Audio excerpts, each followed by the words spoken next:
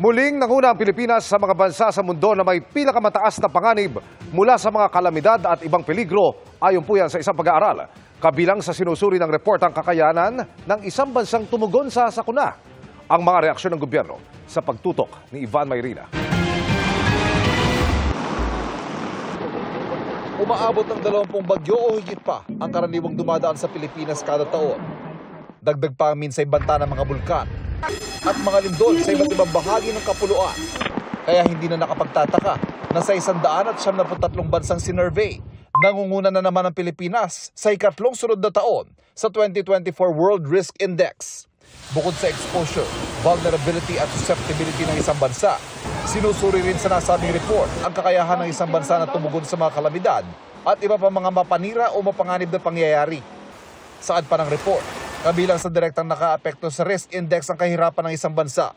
Inihalimbawa ang Pilipinas na tinamaan ng mahigit 20 bagyo kasabay ng COVID pandemic, kabilang ang bagyong Rolly na isa sa mga pinakamalakas sa bagyong naitala sa kasaysayan. Daan-daang libo raw ang nawala noon ng kabuhayan na nagparami pa ng mga COVID cases na hindi lang nagparami ng mga nangangailangan kundi nakaapekto sa mental health ng maraming Pilipino. Ngayong may umiiral na La Niña sa bansa at hanggang 10 bagyo pang mananalasa hanggang matapos ng taon, hindi na itinanggi ng Pangulo ang malaking pinsala ng maraming trahedya at kalamidad. Sinabi niya yan sa talumpati niya ng tanggapin ng Country Partnership Strategy ng Asian Development Bank o ADB para sa susunod na 5 taon.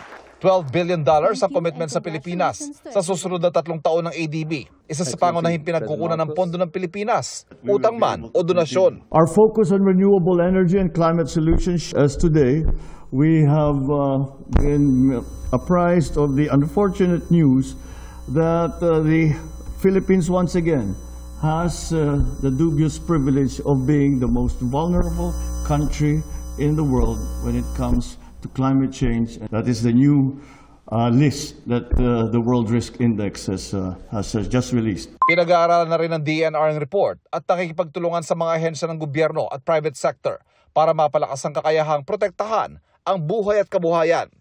Sa pamamagitan niya ng social programs at pagsusulong ng infrastrukturang mas angkop sa panahon at pagpapabuti ng early warning systems.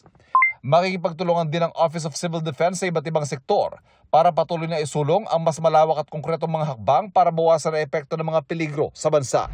Para sa GMA Integrated News, Ivan Mayrina, nakatutok, 24 oras.